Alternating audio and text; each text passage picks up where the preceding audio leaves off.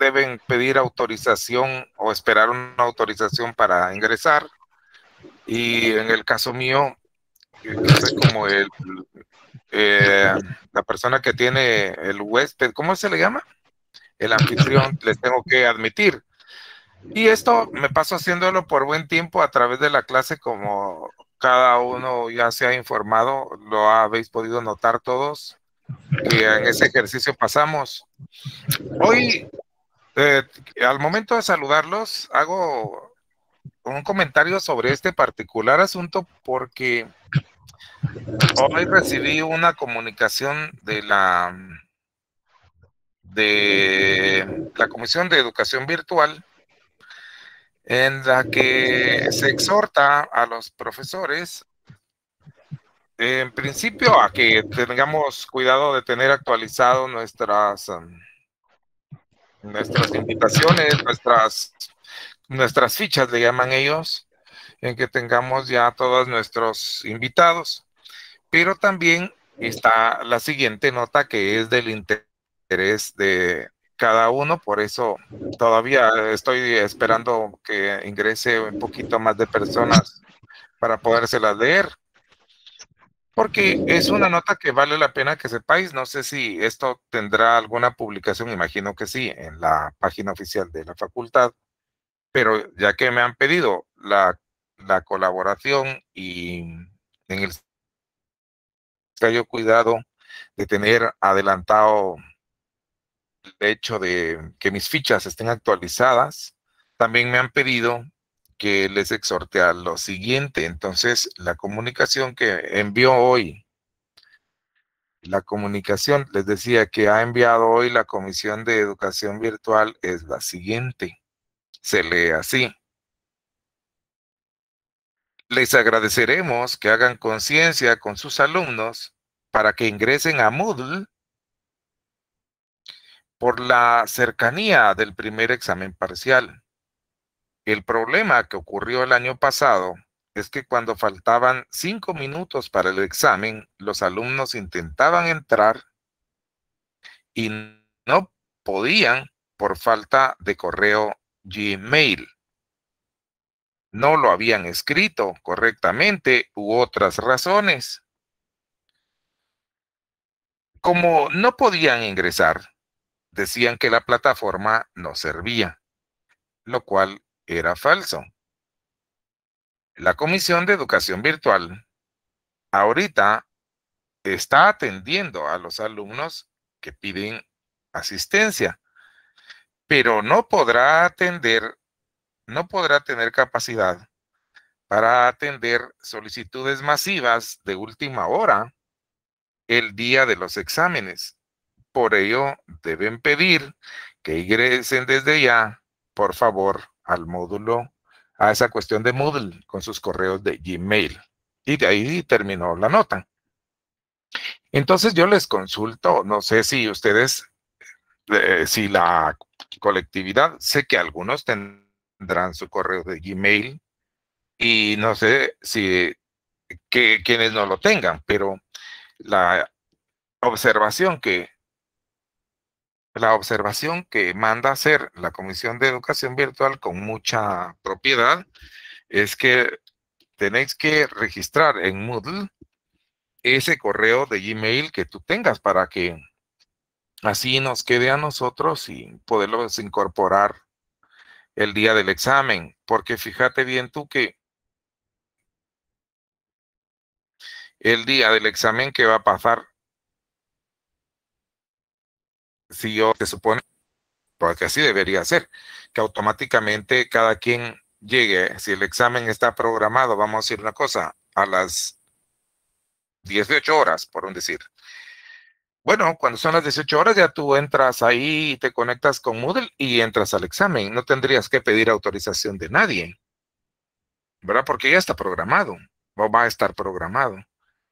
De esa manera debería funcionar. La situación, distinguidas damas, estimados compañeros, es que tengamos nosotros la conciencia de que hemos hecho las cosas bien.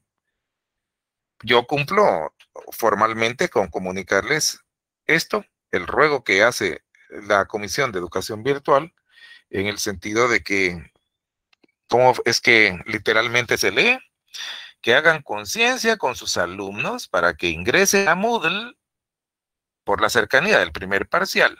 El problema que ocurrió el año pasado es que cuando faltaban 5 minutos para el examen, los alumnos intentaban entrar y no podían por falta de correo Gmail o no lo habían escrito correctamente u otras razones. Como no podían ingresar, decían que no funcionaba la plataforma, lo cual era falso. Entonces, les invito a que si tienen su correo Gmail y lo usan ya en Moodle sin ningún problema, pues omitir esta instrucción que hago.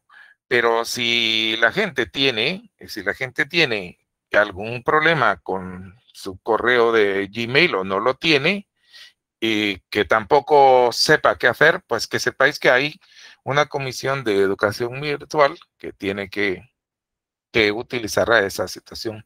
Vamos a ver qué dice aquí don Nelson. No se tiene que actualizar en Moodle, sino que es la Facultad de Ciencias Jurídicas y Sociales en cambiar los datos o actualizar. Bueno, yo no sé si todos los que me piden, yo no sé, la facultad tiene ahí su plataforma. Si la gente tiene su correo de Gmail y ya se puede conectar a Moodle en él, pues está bien. Yo lo que sé es que la gente debe registrar su correo de Gmail en estas plataformas de Moodle para que puedan entrar automáticamente. Yo voy a revisar esto de todas maneras que me dice aquí el compañero Nelson Enrique Acosta. Y de repente, al actualizar, nosotros vamos a probar si a principios de la otra semana, eh, porque no debería de ocurrir esto de que la gente pida permiso para ingresar, por ejemplo, deberían entrar automáticamente. Entonces, así lo vamos a tener, vamos a estar, como se dice, al loro con eso, y ya, ojalá que de todas maneras es válida el comentario de Nelson, pero si alguien no tiene correo de Gmail, sí es necesario que lo cree y que con ese trate de entrar y lo reporte, pues, para que en todo caso la facultad sea lo que lo agregue, no sé. Si no tenéis correo de Gmail, pero si ya lo tienes tú, pues omitir o sírvanse disculpar la insistencia. Yo solo cumplo con transmitirles el ruego que nos hace la comisión.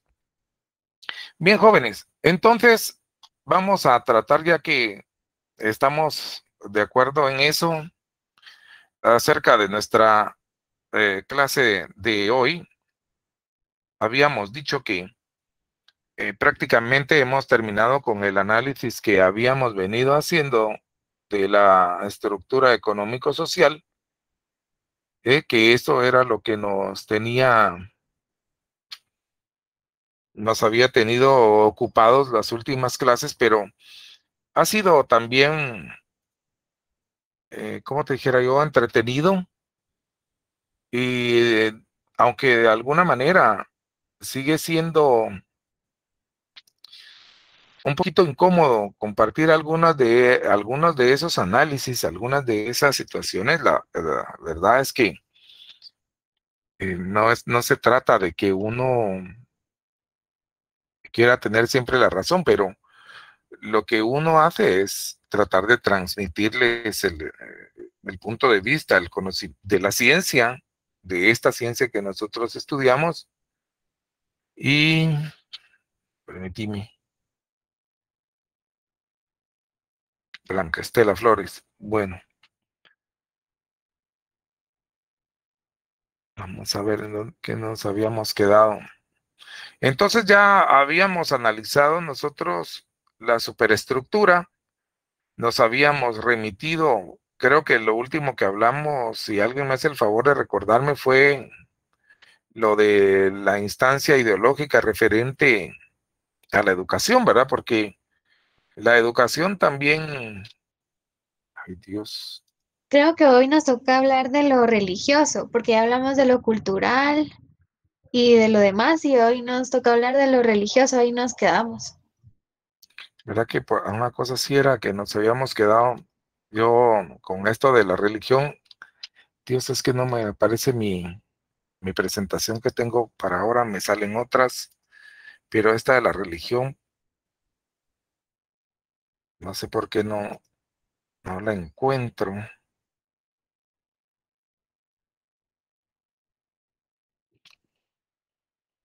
No encuentro la presentación de esa fase. Permitime. Fíjese que dentro de unas situaciones que nosotros nosotros platicamos la última clase, yo lo sé de esta plataforma ideológica y nos dimos cuenta les decía yo acerca de la manera de transmitir, ¿por qué no abre? La manera de transmitir la educación tiene una incidencia directa. Permítanme, compañeros. Aquí no pasa nada si me salgo un ratito de la clase, ¿verdad? Vamos a ver. No, no pasa nada, Lick. No, licenciado. Permítanme. Aquí está. Vamos a trabajar con esta de todas formas, que fue la última que vimos. Y no encontré la de hoy. Pero vamos a trabajar de todas formas con nuestro pizarrón, como les digo. Yo sé que esta cuestión del, ¿cómo se llama este PowerPoint? ¿Verdad? Es para presentaciones elaboradas y cosas así, pero a mí me gusta utilizarlo en plan mi pizarrón, porque en realidad yo utilizaba mucho mi pizarrón durante estos 20 años que he estado en la facultad. Siempre utilicé mi pizarra para hacer mis dibujitos y los diagramas que me alcanzaba el tiempo para poderlos ir ahí medio señalando. Entonces, fíjate que la última vez platicamos acerca de cómo también el arte tenía una incidencia en la forma de pensar de la gente, y lo que es muy importante destacar es que el arte moldea en muchas formas la conciencia, la opinión del ser humano. Y si a través del arte se puede llegar también a una inmensa masa de sujetos y transmitirles el mismo mensaje a todos. Esa capacidad de convocar a la gente, de comunicar a personas más allá de aquellas a las que individualmente se pueda tener contacto a través de un elemento artístico, representa una herramienta importante para la difusión de las ideas.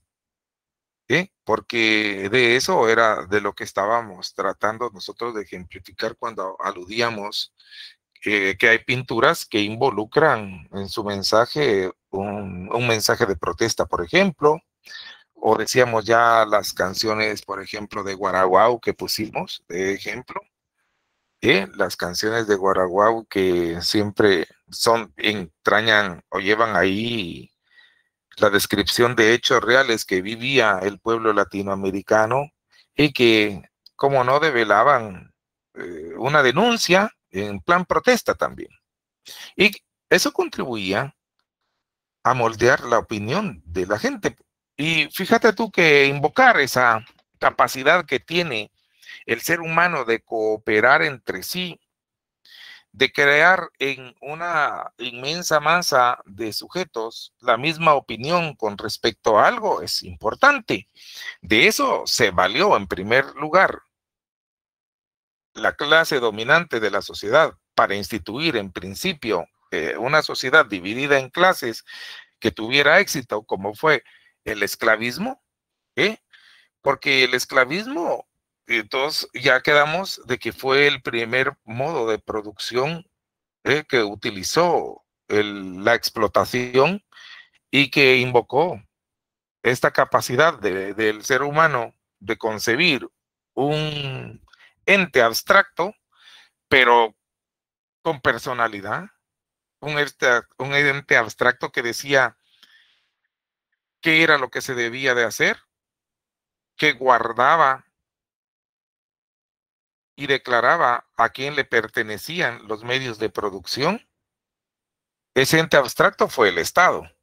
Y la gente tuvo el común de los mortales, igual que todos, la capacidad en su conciencia, en su cerebro, eh, de desarrollar la idea de que ese ente, el Estado, existía y que había que respetar las directrices que imponía, porque efectivamente, aunque fuera abstracto, podía castigar. Y como todos creían en el Estado me refiero, entonces ya ves tú, los aparatos encargados de aplicar la ley, después la aplicaban tú, fueran estos los que después llegaran a ser instancias, van a llegar a ser instancias judiciales o los cuerpos de seguridad del Estado, que unos y otros son los que se encargan de esa situación. Pero ya ves que las artes, te decía yo, tienen ese poder de invocar, de comunicar un mensaje también a la gente para que se pueda configurar en una colectividad determinada el mismo giro de ideas. Eso entonces lo ha utilizado el Estado en principio, pero también lo han utilizado no solamente las artes, también se ha moldeado a través de otras herramientas. Aquí, por ejemplo, no lo vemos, pero fíjate que en el mundo moderno, en el mundo de nosotros, en nuestra sociedad, incluso la de hoy, vas a ver tú que existe un elemento que configura la manera de pensar, que moldea la opinión pública, ¿eh? Que hace que la gente, inmensas masas de personas, tengan la misma idea sobre una determinada situación que ocurre en la sociedad. Y entonces, ese poder que no está aquí escrito es la prensa, la comunicación.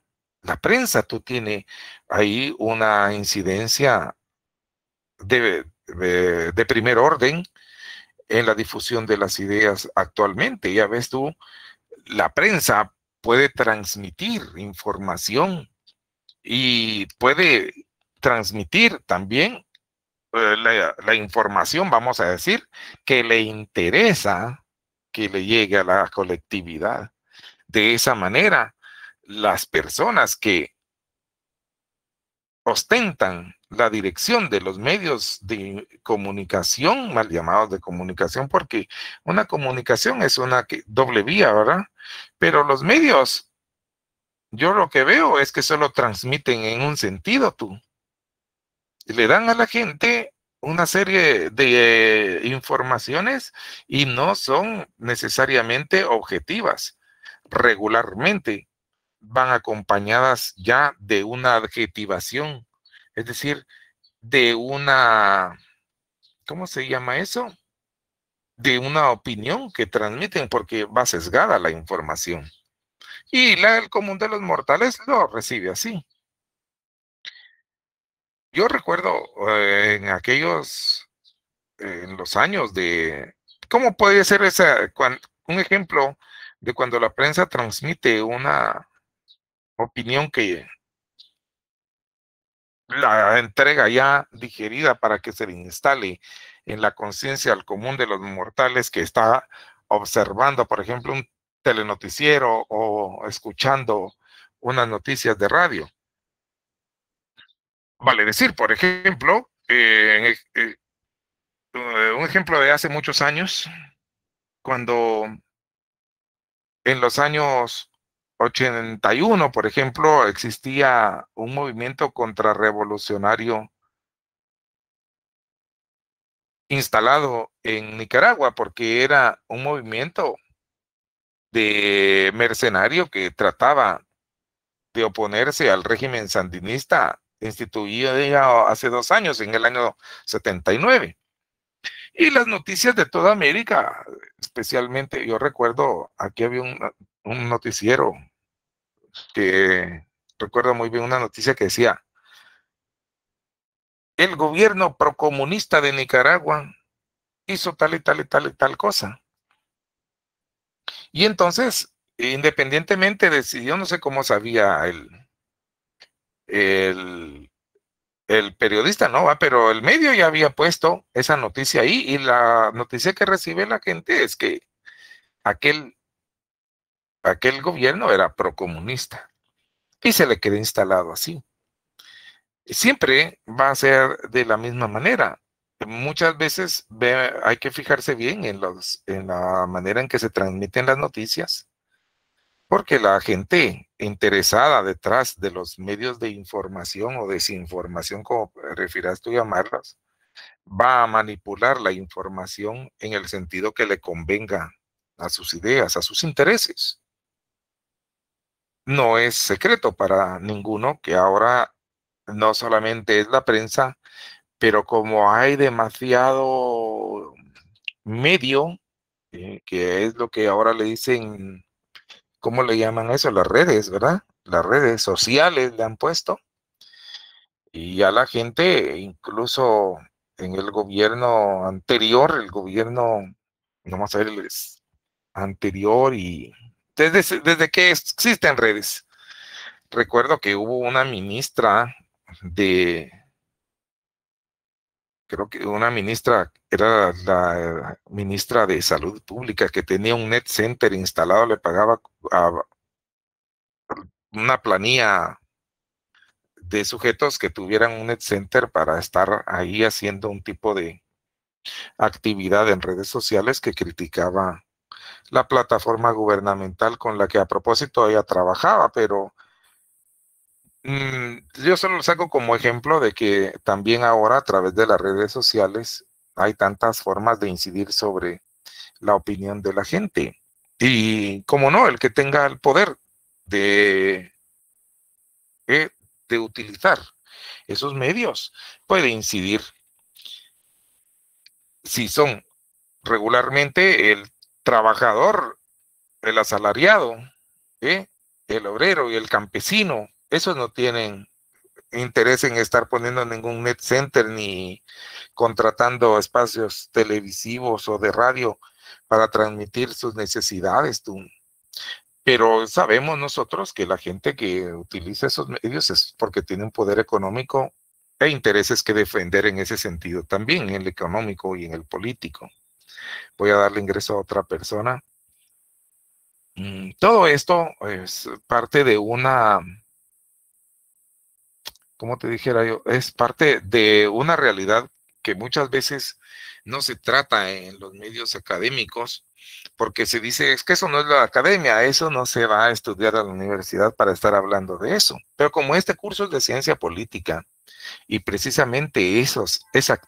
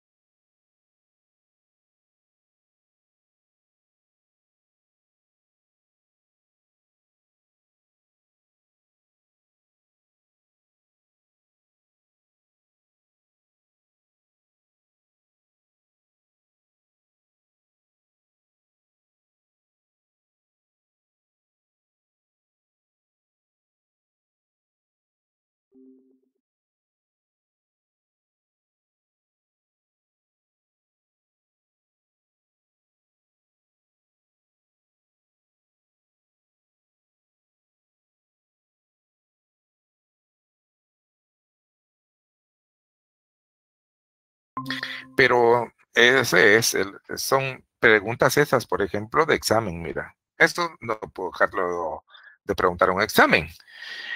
Y entonces ahora viene el tema este de la religión. Fíjate que este lo vamos a ir analizando a la par que desentrañamos, ¿cómo te dijera yo? A la par que vamos a ir estudiando por avanzar el desarrollo de las ideas políticas durante el esclavismo, que es lo que nos tocaría, porque nosotros aquí sí ya concluimos todos en que tenemos bien claro cómo es la estructura de la sociedad y cómo estas normas se plasman efectivamente porque todas estas normas, mira tú, la moral, la cultura, las ciencias, las artes, todas estas incorporan, por ejemplo, la moral. Hay una serie de normas morales. La cultura se va formando de una serie de usos, de costumbres también de la sociedad y que son reconocidas posteriormente por la legislación porque son las formas o costumbres que le interesan a la clase que domina la sociedad que se reconozca como ley también. Y entonces el Estado la sanciona como leyes esas costumbres y se vuelven ya no de un cumplimiento voluntario, sino obligatorio, esa conducta, ¿verdad? Porque eso es ya la norma moral elevada a la categoría de ley, ya es de cumplimiento obligatorio. De tal suerte que va a haber otro tipo de situaciones que se avalan como principios que operan a lo interior de la gente. Nosotros sabemos que la religión trata no solamente. Mira tú, esto delicado de la religión, a mí me da mucha responsabilidad tratar este tema porque yo sé que el pensamiento religioso está en casi toda la humanidad. Lo que pasa es que la gente tiene diferente religión y diferentes dioses también, dependiendo del el lugar geográfico, de en donde esté en principio o de sus raíces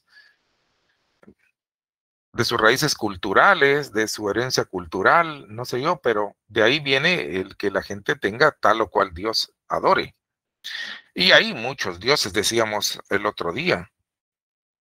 Y fíjate que el asunto es el siguiente, que cualquiera que fuera la religión, impone ciertas normas de conducta a la gente, unas creencias, a través de la creencia de que se debe respetar a un Dios determinado. Así, por ejemplo, si nos referimos brevemente a eso, en Roma, la religión, ahí los romanos estos eran politeístas, tú. Los griegos también eran politeístas, al punto de que tenían tantos dioses, pero hacían tenían sus sacramentos también, los cuales se ejecutaban muchas veces fielmente en la creencia de que podían tener una especie de recompensa o retribución en sus vidas y podían ser fieles a tales o cuales pensamientos.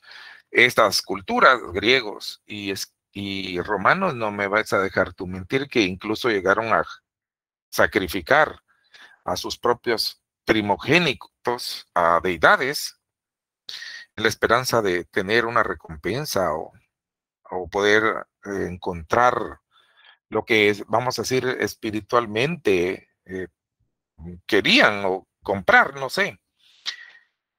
La religión, en todo caso, impone, si nosotros vemos el impacto que tiene, es que hace que la colectividad también se ponga de acuerdo en la aceptación de la idea de que existe un ser supremo que todo lo ve, que todo lo sabe y que todo lo puede. y que es una verdad absoluta tú. A la religión, lo que le interesa es que la gente tenga la idea de este ser, de que en diferente religión será tal o cual, pero que no solamente es con la situación aquella de que te dé la promesa de una vida mejor en el mañana, sino que ayude a que en la actualidad las personas tengan una conciencia mediatizada en el sentido de que se conformen con las formas de vida que tienen, por un lado, y por otro lado, que adopten una actitud que le favorece a la clase que domina la religión, que domina el Estado. Así, por ejemplo, si nosotros vemos en veamos esta cuestión de los 10 mandamientos, por ejemplo, que son cosas que nosotros, no aludo a otras cosas porque yo de verdad que no sé qué mandamientos o qué cosas tendrá, que han de ser más o menos parecido. Por ejemplo, los musulmanes o ellos, yo no sé. Pero sí sé que la religión católica y judeo, todas las que son de orientación cristocéntrica o judeocristiana observan una serie de leyes y luego de mandamientos que al principio ya ves tú que era una cantidad como de 600 y no sé cuántas leyes que integraban la ley de los judíos y tal, de todo eso, y después ya esta ley se resumió que era todo el Torah, y después esto quedó todo en el Pentateuco, y después vino la ley de esta, cuando vienen los 10 mandamientos. Por eso yo lo que quiero referirme es a los 10 mandamientos ahorita, porque fíjate qué es lo que pasa. Viene y dice el Estado, la ley, porque dice, por ejemplo, no mentirás. Bueno, no mentir es un buen principio, una buena actitud, un valor muy bueno, una persona que tenga el valor de ser auténtico, de no mentir, eso está muy bien. Pero entonces esto ya es una cuestión que te lo impone, eh, no la religión, Dios, te dice que no debes mentir. También dice, ¿qué otra? No matarás. Pues está muy bien, no matar. No cometerás adulterio. No, ¿qué otra cosa? No fornicarás. No darás falso testimonio. Todas esas situaciones parecieran ser buenas porque, fijaos bien, que si una persona está plenamente convencida de que no debe hacer esas cosas porque no le gustan a Dios, que todo lo ve, que todo lo sabe, que está en todo lugar Él. Entonces la persona ya quiere un juicio interno que le lleva a moverse, bueno, de esa forma. Todo ahí está muy bien, veo yo. Y tiene un beneficio, por ejemplo, el Estado. ¿Por qué? Porque así ya no tiene la ley, la policía que estará agarrando a ladrones, ni los juzgados, ni los tribunales sentenciando a la gente. ¿Entendéis? Entonces todo eso en la religión está muy bien y opera, porque opera en provecho de que cada uno tenga su propia limitación al actuar.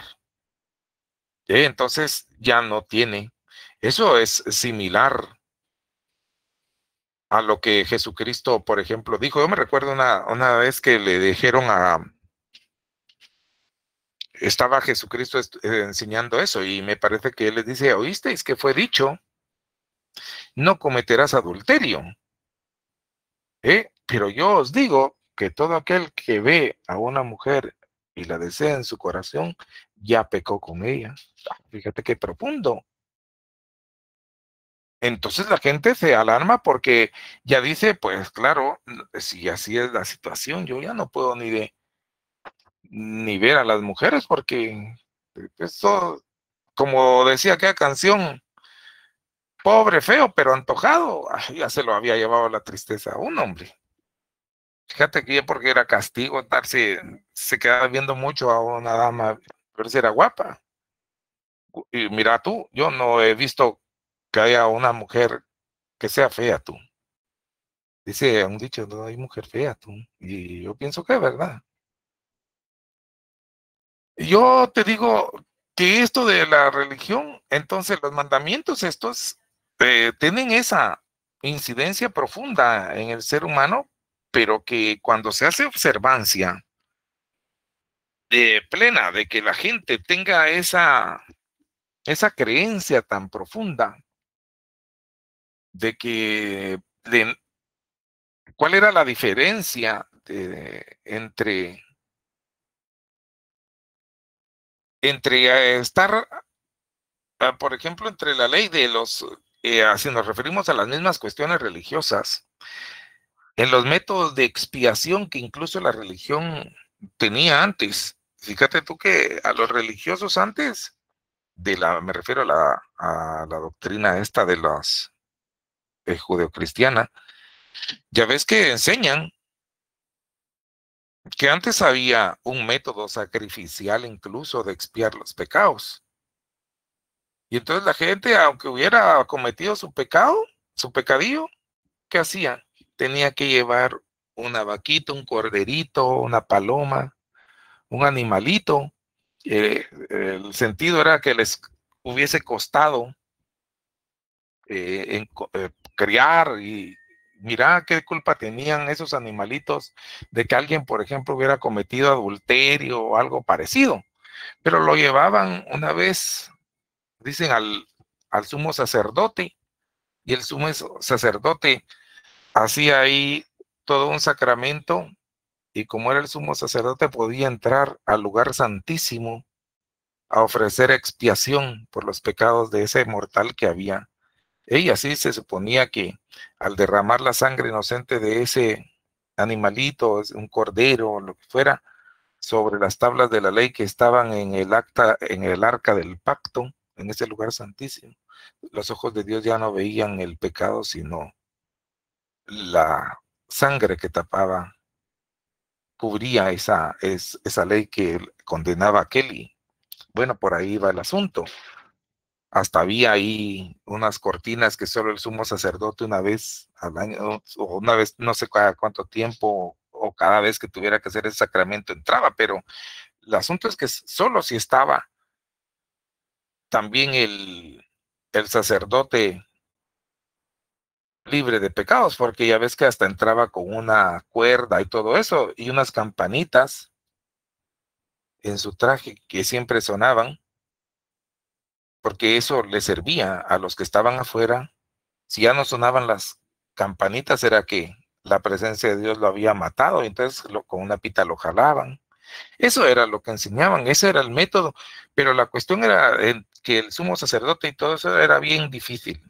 Después vino la doctrina esta que ya rescata la religión judeocristiana, la doctrina de la gracia, en que anuncia Jesucristo que ya no va a ser así, sino que los profetas, como habían dicho en Jeremías y todos otros, refiriéndose al método sacrificial, decían, en aquellos tiempos yo hice que Dios había dicho que había hecho un pacto con sus padres, los de la época de los patriarcas, pero ellos invalidaron mi pacto, dice.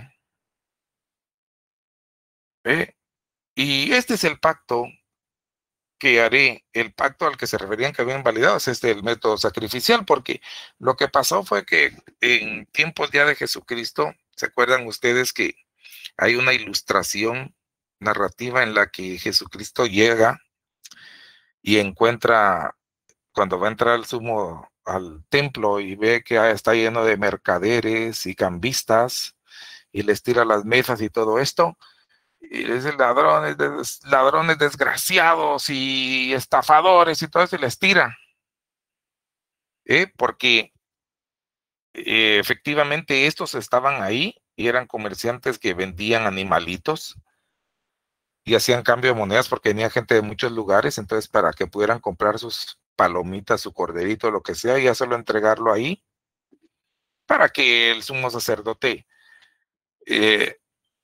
hiciera la expiación de los pecados. Ya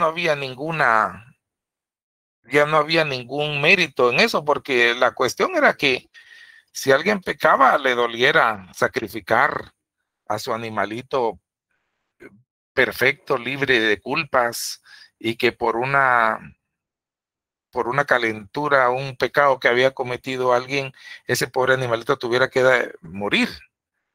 Eso era la situación. Entonces, Jesucristo, con esa doctrina de la gracia, lo que exponen ellos es que viene Él y Él mismo se presenta como cordero, ¿verdad? Por eso dice Juan si ustedes han visto las películas, ojalá, aunque sea esas películas que pasan para la Semana Santa, ya viene eso, que está Juan el Bautista bautizando y ve venir ahí a Jesús y le dice, este es el Cordero de Dios, que quita el pecado del mundo.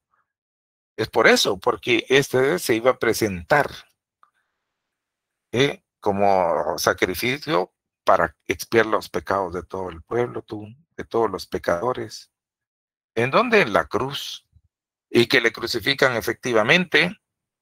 Y entonces la narración bíblica dice que en el momento que expira, se rompe la cortina que dividía el lugar santísimo, que era símbolo entonces de que Dios se acercaba al hombre y de que ya cualquiera podía pedir perdón, presentarse ante Dios y pedirle perdón sin necesidad de ningún intermediario, porque Dios, Jesús, había muerto por sus pecados. Y esa doctrina de la gracia es solo aceptar que Jesucristo, propiciación, que Dios mismo era el que ofertaba a su cordero en expiación por los pecados de de todo el mundo. Y esa doctrina se ha quedado, y la gente entonces, fíjate que cómo no le va a hacer ilusión que sea tan fácil, que si alguien se equivocó, que si alguien hizo un daño, pues yo solo pido perdón y estoy libre de toda culpa, me ha perdonado. Arrepiéntanse, hermano, dicen, todavía hay tiempo. Él está a la puerta y solo, mire, toca, arrepiéntase y va a ser, es salvo usted y ya no vuelve a pecar. Mira tú, sin más castigo, sin nada, nada. Era la doctrina de la gracia, que es fácil. Y entonces la gente en observancia de todo eso, mira, lo malo es que ahora la doctrina de la gracia hay un montón de asesinos, secuestradores, ladrones, violadores y todos hasta en la cárcel se convierten, dicen que tienen sus iglesias y andan por todos lados diciendo que, ¿cómo ya se arrepintieron, verdad? Ya les ha perdonado Dios. Y así para su onda interna, pero la situación es que yo les he querido compartir esto para que vean ustedes cómo es la dimensión de que el poder conseguir esa abstracción, esa idea, poderla creer, hace que la gente tenga una actitud diferente ante el Estado. Porque en realidad si alguien, vamos a decir, no ha cometido ese tipo de errores tan graves como matar, secuestrar, violar, hacer un montón de daños, y se comporta bien, pues qué bueno, para el Estado también, para la sociedad también. Pero te das cuenta tú cómo efectivamente unas y otras cosas tienen una relación importante. Finalmente, lo que sí es cierto es que la religión no opera nada más en el sentido de que la gente tenga un beneficio espiritual, qué bueno que lo tuviera aquí en la tierra, pero lo que pasa es que también viene el mensaje de que no importa cuánto sufras tú aquí en la tierra, está bien, amigo, hermano, porque esto es pasajero. Ya cuando te mueras vas a estar bien. Ahí está la gloria de Dios. Y te esperan mansiones. Aunque aquí en la tierra dice, no tengas tesoros ni nada, pero allá en la gloria tienes una mansión. En el fin de los tiempos vas a gobernar. Aquí que te den, pero allá al final de los tiempos vas a estar bien. Y así se pasa toda la vida la gente. conformada. Y una cosa más, tú también te dicen, y fíjate que de todas maneras, si aquí tienes poco y quieres tú más, si das de corazón, Dios te va a multiplicar al 100 por 1. Entonces traigan aquí las ofrendas, ¿verdad? Y esto es para la gloria de Dios. Honre a Dios con sus... No importa si usted tiene lo menos que tenga, no importa si es muy pobre, lo que pueda dar. Ah, no tengo dinero. Bueno, pero le recibimos su carro, le recibimos su esto, le recibimos lo otro. Y la gente cree poderosamente eso. Después viene el líder religioso un día y dice, hermanos, yo, el inspirado, el iluminado, como quieras tú llamarle, fíjense que anoche tuve una visión que uno de ustedes me regalaba su carro. ¿Qué te parece a ti?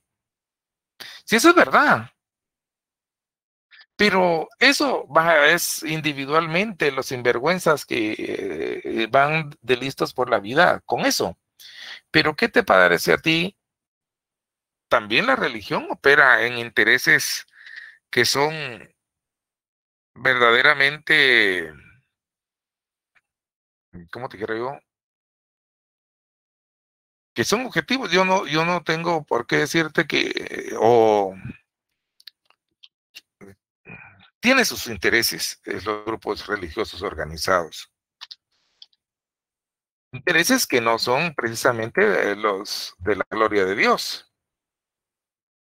De esa manera,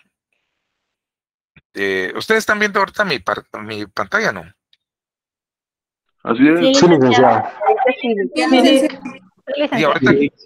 ahorita que ven en mi escritorio. Constitución Política de la República de Ahí Guatemala. está. Muy bien. Entonces busquemos aquí. Aquí está, mira. Entonces ya te das cuenta tú que tiene sus intereses los grupos religiosos. Mira, hay una libertad del ejercicio. Dice que en los derechos que tienen todos los habitantes, la libertad de ejercer una religión. Y toda persona tiene derecho de practicar su religión o creencia, tanto en público como en privado, por medio de la enseñanza, el culto, la observancia, sin más límites que el orden público, bien importante eso, y el respeto debido a la dignidad y jerarquía de los fieles de otros credos. Ahora, fíjate que aquí hay una situación importante, porque date cuenta tú de esto. La personalidad jurídica, se reconoce la personalidad jurídica de la Iglesia Católica, mira, de una vez. Las otras iglesias, entidades y asociaciones de carácter religioso obtendrán su reconocimiento conforme a las reglas de la institución. Muy bien, entonces por esto es que se ha interpretado ahora que la religión en Guatemala, la oficial, es la católica. No es exactamente lo que dice la Constitución Política de la República, pero de hecho se la reconoció desde el principio la Constitución. Y fíjate que como la Constitución Política cuando se hizo la Asamblea Nacional Constituyente en 1983 y que se organizó y empezó a hacer su ejercicio, es decir, a elaborar la Constitución que iba a regir a partir de 1985, en las espaldas de todos esos diputados constitucionalistas cayeron los intereses de un montón de sectores que lo que querían era traer agua a su molino, tú. Y entre ellos estaba, por supuesto, el interés de la Iglesia Católica. Mira que cada uno de los sectores que tuvo la capacidad de representarse ahí, jaló el agua que quisiera para su molino. La suficiente y toda la que pudo. Y así, fíjate que mira lo que se recetó a la Iglesia Católica. El Estado sin costo títulos de propiedad de los inmuebles que actualmente y en forma pacífica poseen sus propios para su... ¿Qué te parece? Y todos, siempre que hayan formado parte del patrimonio de la Iglesia Católica en el pasado. Va. Fíjate.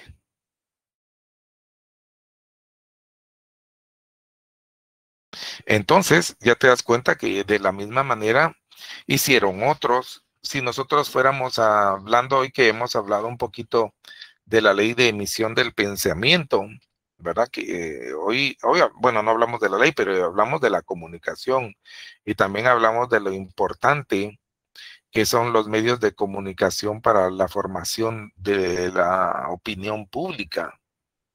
Fíjate tú que en Guatemala hay libertad de emisión del pensamiento y parte de los intereses que también se pudieron llegar a proteger a través del oportunismo en esa Asamblea Nacional Constituyente fue el de los que eran dueños de los medios de comunicación. Date cuenta aquí que vas a darte cuenta que hay una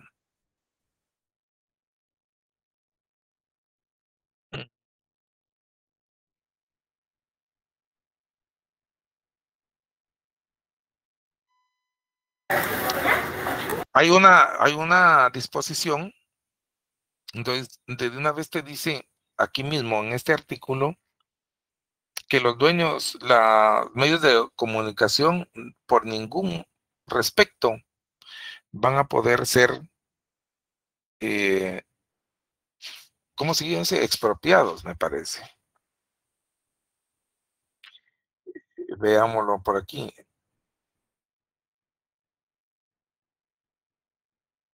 Aquí está. Por faltas o delitos en la emisión del pensamiento no podrán ser clausurados, embargados, intervenidos, confiscados o decomisados, ni interrumpidos en su funcionamiento las empresas, talleres, equipo, maquinaria, enseres de los medios de comunicación.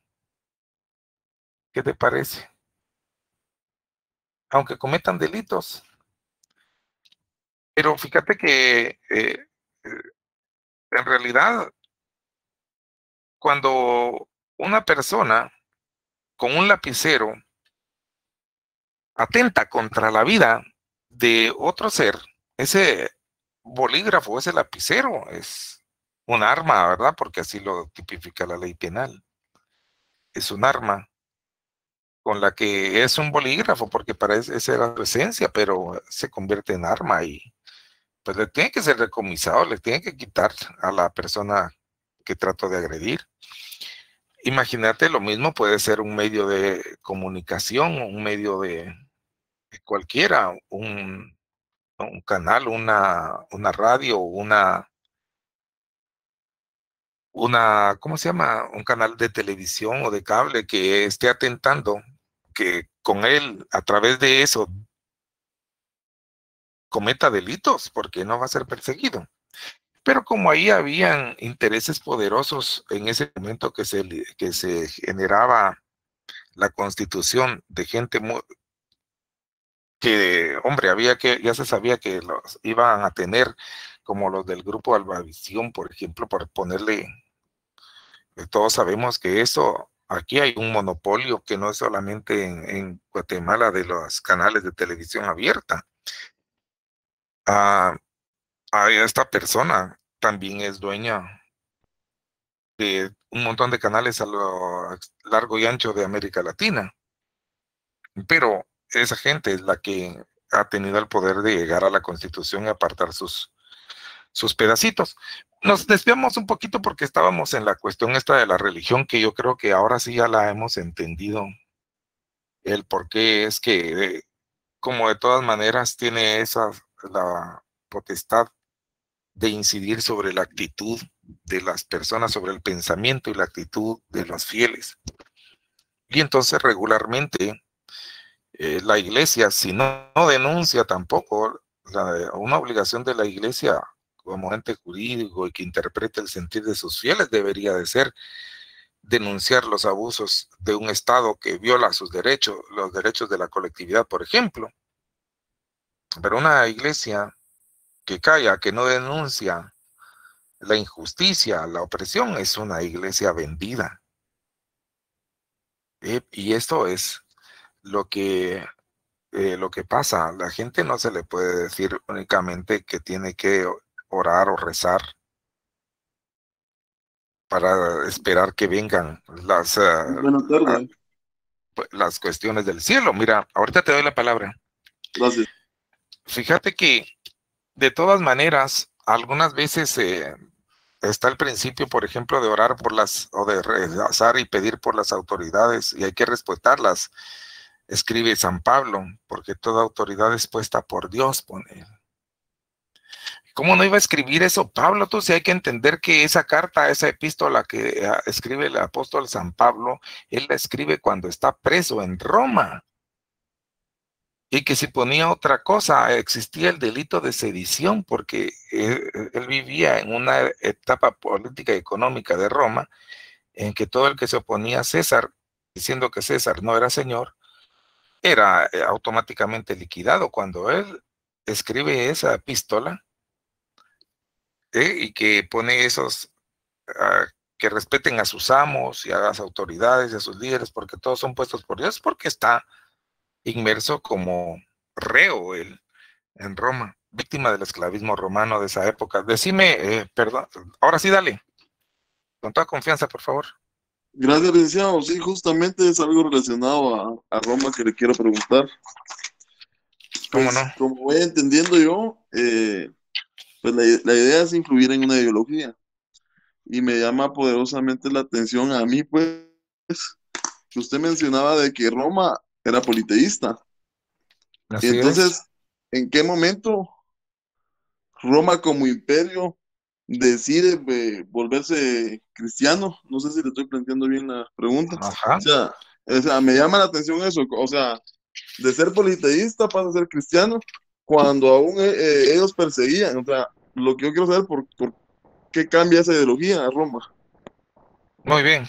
Lo que sucede es que efectivamente, mira, yo te agradezco mucho la pregunta porque me da pie para poder explicar incluso esto mismo que hemos nosotros expuesto anteriormente, que la política es la lucha de las diferentes clases, hemos puesto por el poder del Estado. De unas por conquistarlo, de otras por permanecer en él. De esa cuenta es que Roma, ahí por el año Domini, en los años cercanos al año Domini o al año cero, ellos han llegado a conquistar casi todo el mundo que históricamente se conocía para ese momento. Porque Roma, todos estamos de acuerdo que la historia nos muestra que fue una civilización esclavista. Y la más poderosa, duró alrededor de 1000 años su reinado, y no su reinado, la vida de la cultura romana lleva más o menos unos 1000 años. Fíjate que, ¿qué es lo que sucede? Ellos, al principio tenían sus propios dioses, así se ve a través de todo su desarrollo histórico, y llega un momento en que como cada uno de los pueblos que ellos conquistaban ya no era más un pueblo X, sino que se convertía en una provincia romana. De tal cuenta que, por ejemplo, España era una provincia romana, ya lo habían conquistado los romanos, pues entonces ahora, una vez conquistada, esa provincia, España, se vuelve provincia de Roma. Igual pasa con todos los pueblos de Europa, del oeste de Asia, del norte de África, incluso Londres, Inglaterra llegó a ser conquistada una provincia romana también. De tal suerte que imagínate tú que ellos tenían el sistema de que todos estos nuevas provincias entonces eran Roma. Algo así como nosotros dijéramos, ¿qué es el Petén? El Petén es un departamento de Guatemala. Nuestra división territorial así lo menciona, pero cuando nosotros decimos el Petén es Guatemala, estamos en lo cierto, porque es parte de nuestra república, ¿verdad? Igual pasaba con todas esas provincias. Judea, por ejemplo, en el momento en el que hablamos cercanos al año Domini y años posteriores, es una provincia de Roma. Y ellos la dominan políticamente, de tal suerte que con esta base te puedo yo decir qué pasa. Que era muy difícil controlar a la inmensa masa de esclavos que tenía sojuzgados el Imperio Romano, tú. En cada una de sus provincias, ellos dejaban a los jefes y a los reyes políticos de cada una de las provincias, pero los dominaban militarmente y políticamente a través de un gobernador que se encargaba de recaudar los impuestos de todo ese pueblo. O sea, que lo que le interesaba al gobierno, al Estado romano, era sustraer la riqueza de cada provincia, que sus autoridades estuvieran ahí siempre, pero gobernadas por el gobernador romano que habían llevado.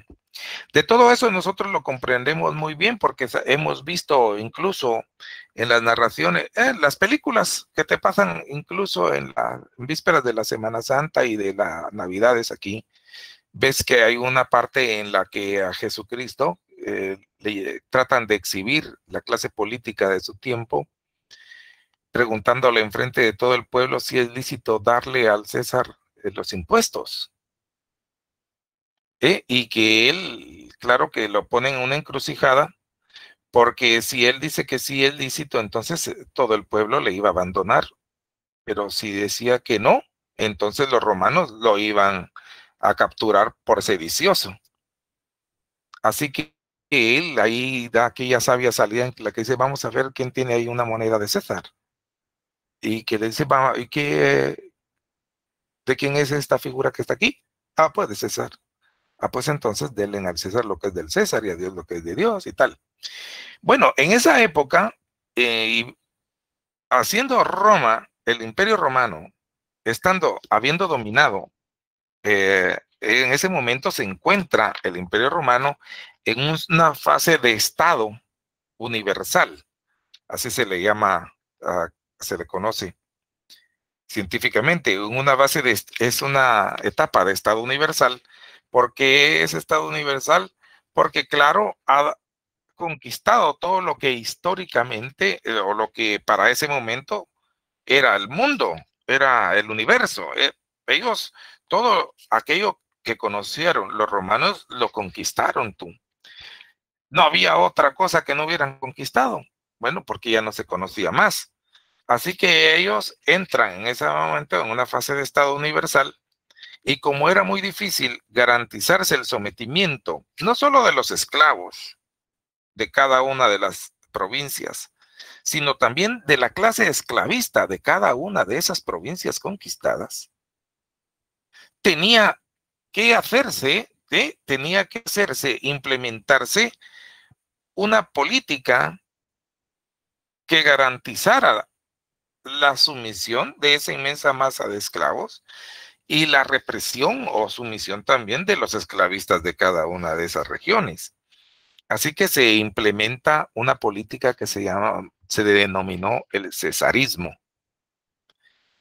Con esa política, que básicamente lo que planteaba no era que César fuera Dios, sino que era de origen divino, y que la cuestión era que todos debían confesar que, como te das cuenta, que se está viviendo en un esclavismo, en el modo de producción esclavista, tú sabes que solo está el esclavo y el amo, ¿verdad? Pues César, iba a ser el amo superior. Pero ¿cómo le dicen los esclavos a su amo en otro término también? ¿Cuál es el sinónimo de eso? Le decían domina en ese entonces, ¿no? Le decían, bueno, pero ¿cómo sería Amo, la licenciado. traducción? Amo, va. Amo, está bien, pero era su señor, va. ¿Verdad que sí? Amo y Señor. señor. Entonces era el señor de ellos. Entonces esa era la política que implementa que se implementa. La del cesarismo consistía en que, por decirlo así, el esclavista mayor, el que gobernaba a todos, el verdadero amo de todos, iba a ser César. Ese era el señor de todo. Y el que no confesara eso era culpable de sedición.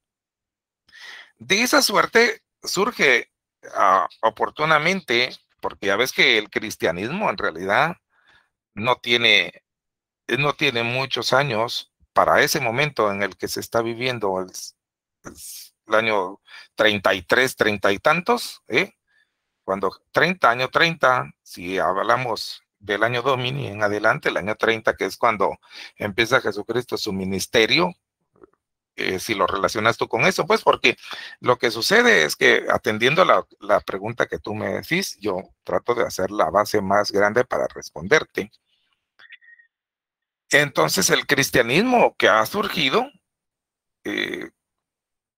en medio de una situación que es el esclavismo, que tiene una serie de particularidades que la hacen ver como una corriente del pensamiento que tiene en esencia en ese momento manifestaciones de una corriente que se opone a la dominación romana. Es decir, tiene más únicamente una esencia como de lucha de clases ahí. Y era así porque había precisamente ahí en Judea y en esos lugares por donde habitó, por Jerusalén, todo esto, un cierto grupo de gente que armada se oponía a la dominación que era por cualquier lugar evidente en Judea, la dominación romana. Me refiero a ese tipo de grupos, era que pertenecía, se dice, a aquel sujeto que se llamaba Barrabás, a quien se acuerdan ustedes que pide el pueblo judío cuando el emperador, el magistrado romano le saca ahí a quien quieren, a Jesús o a Barrabás. Eso lo propone él y piden a Barrabás porque ese era visto como un hombre de guerra y lo que esperaba el pueblo judío era a un hombre que le rescatara de la dominación romana. Y de estos era Barrabás, que pertenecía a un grupo de los celotes. No era que fuera Barrabás un violador o un ladrón, era una persona así como quien dice líder o participante de un grupo sedicioso que se oponía a eso. Total, es lo siguiente, que si tú te das cuenta, la ideología primitiva del cristianismo debe distinguirse una situación también, que tenían ellos una base de profecías. Por ejemplo, cuando Jesucristo, que esta es una base del cristianismo, se plantea ponerse en el templo y decir: el Espíritu de Dios está sobre mí, porque me ha ungido para dar libertad ¿a quiénes? A su pueblo. A los cautivos. A los cautivos, libertad. Licenciado, buenas noches. Etcétera, etcétera. Entonces, ahorita te doy, Gustavo, la palabra. Entonces, fíjate que cómo no iba a ser eso, en principio, algo que molestara, si en el cesarismo ya se sabía que en principio se está viviendo en una época de esclavismo. ¿Cómo decir que uno iba a dar libertad a los cautivos? Era declararse en abierta oposición al sistema, en principio. Decime ahora, Gustavo. Licenciado, perdone, ¿usted qué piensa acerca de que Jesucristo fue llevado con Pilatos y no le correspondía a él juzgarlo? Porque entiendo que era de otro lugar y fue juzgado en otro lado, y ¿por qué no le dieron la autoridad a otra persona si había alguien máximo arriba de él, verdad? como fíjate tú que este tipo de narración, por ejemplo, eso que narran esos evangelios, es una situación que científicamente, por ejemplo, tú me decís de Pilatos y esa situación no está del todo probada. Pero en la ciencia, lo que sí está probado es que existe la corriente esta del cristianismo, tú. Yo lo que no le veo ahí culpa es a un poco de falta de autoridad en la narración, en mi juicio sobre la narración bíblica, hago la aclaración, porque conozco la narración bíblica y siempre he pensado que ahí Pilatos es el que menos culpa tiene, porque él lo único que hizo fue, ahí sí que como dicen democráticamente, darle la razón a la mayoría. Los verdaderos culpables eran los de la clase política de los judíos, que eran los escribas y los fariseos, que como era un interés de ellos. Pero eso es solamente un juicio sobre las ideas de la Biblia, que como esto es una pseudociencia. Decime, Jennifer. Fíjese, licenciado, pues que yo también he leído un poquito acerca de eso y he analizado desde un modo político eso. Y yo veo de que ellos lo que tenían miedo era de que proclamaran a Jesús como otro rey, como ver a alguien que pudiera como que quitarle el lugar de gobernar al Imperio Romano que en ese momento estaba en pleno auge. Y con respecto a la pregunta del otro compañero, de cuándo nació el cristianismo, se sentó en el Imperio Romano por medio de Constantino. Era uno de los de alto mando en Roma, que cuenta la historia de Constantino, que conoció al Señor y se bautizó y una serie de cosas que pasaron por las cuales él creyó, y luego ahí fue donde él instituyó que se podía llevar a cabo que en Roma se reconociera el cristianismo, ¿va? Pero yo viéndolo desde otro punto de vista, yo pienso que eso fue más que todo, como dice usted, ¿va? Algún tipo de estrategia política para poder tener también cierto tipo de gobernanza sobre los cristianos. Bueno, te voy a decir gracias, Jennifer. Mira que para contestarle entonces al distinguido amigo, ¿quién fue el que me preguntó? Es que ya no me di cuenta, se me olvidó, perdonen. Ader Castillo, Pero- para servirle, Elic. Va. Fíjate, lo que sucede es entonces, ¿en qué momento se pliega, decías tú? Y aquí viene con todo el precedente que hemos hablado, lo que sucedió. Fíjate que pese a la represión que hacía el Imperio Romano de las clases oprimidas, ahogar la aspiración de la libertad o de las masas, que en un momento determinado se le da una oferta de ser libre, eso cuesta aplacarlo. Y precisamente el cristianismo surge a raíz de esas profecías que viene el Mesías, de que iba a venir el Mesías, el Hijo de Dios de la religión cristiana, a darle libertad a los cautivos y vida eterna y todo esto, y los cautivos eran los esclavos que estaban sufriendo en ese entonces eso tenía que prender como fuego en las inmensas masas oprimidas de ese tiempo. Ahora, ¿qué pasa? A pesar de la represión que hizo el pueblo el Imperio Romano de esa idea, ¿qué era lo que sucedía? Que esta clase oprimida de los esclavos aunque les digan, miren, ¿y quién es su señor? Y ellos decían, por ejemplo, Jesús, ¿verdad? Porque eso lo hemos oído. Jesús es Kyrios, que es Señor. Entonces se lo llevaban preso. Entonces se lo llevaban preso porque adorara a otro Dios. Se lo llevaban preso porque el Señor era César. Era un delito, era sedición.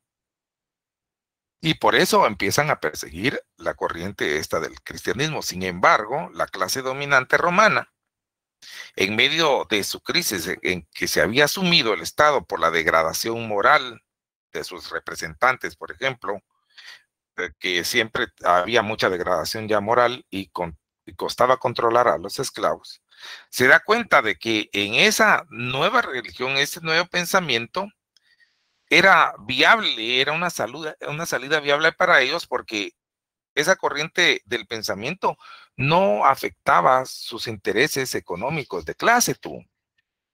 Eso quiere decir, ¿por qué? Porque ellos se dan cuenta de que prometía a los oprimidos la liberación de sus sufrimientos.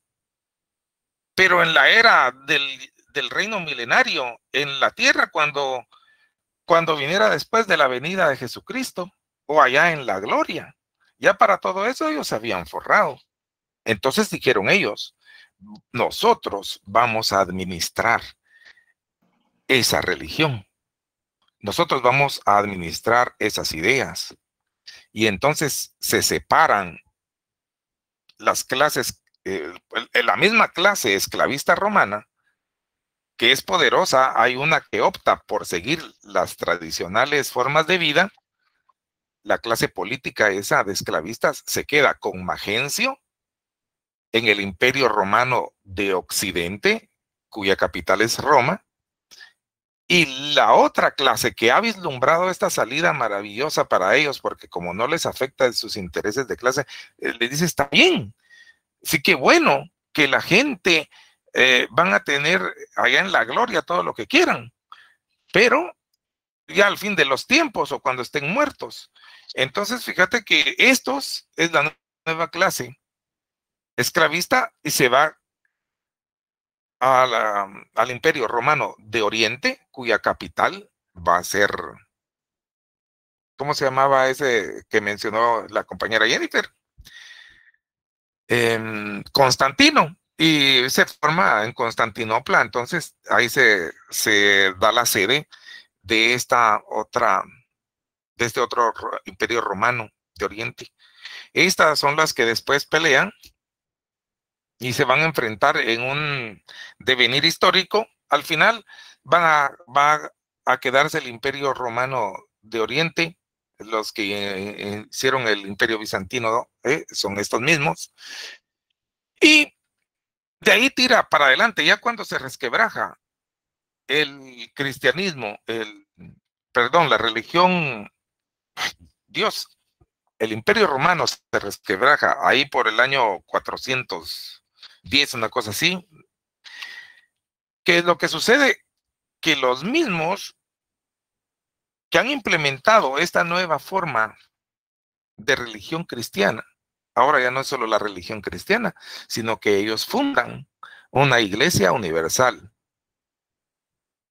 ¿Cuál es esa iglesia universal? La iglesia universal que fundan como universal es católico, ¿verdad? Fundan la iglesia católica. ¿Y de dónde era? De Roma. Y ahí se quedan gobernando. Fíjate, solo digo esto último. Y ahí se quedan gobernando esta clase por toda la Edad Media. Y mira tú cómo se verifica que la política es la lucha de las clases por el poder. Y esta hizo bien su trabajo. Decime quién fue el que me habló primero. No, licenciado, solo para recordarle la